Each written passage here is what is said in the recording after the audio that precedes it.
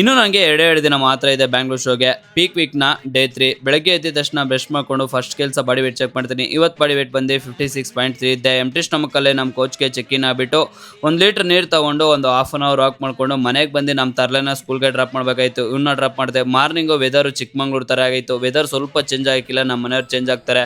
ಏನೋ ರೌಂಡ್ ಮಾಡಿಕೊಂಡು ಬೆಳಗ್ಗೆನೆ ಕಬಾಬ್ ಮಾಡ್ಕೊಂಡು ಕುತ್ಕೊಂಡವ್ರೆ ಗುರು. ಈ ಪೀಕ್ ವೀಕಲ್ಲಿ ಇದನ್ನ ನೋಡ್ಕೊಂಡಿರ್ಬೇಕಂದ್ರೆ ಸೀರಿಯಸ್ಲಿ ತುಂಬಾ ಕಷ್ಟ.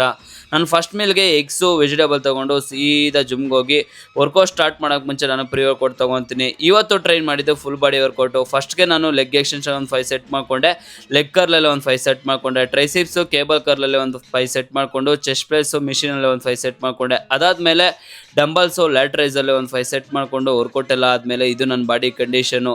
ಪೀಕ್ ವೀಕಲ್ಲಿ ಒಂದೊಂದು ದಿನವೂ ಒಂದೊಂದು ನರಕ ಕಾಣಿಸ್ತೈತೆ. ಎನರ್ಜಿ ಮಾತ್ರ ಝೀರೋ ಐತೆ.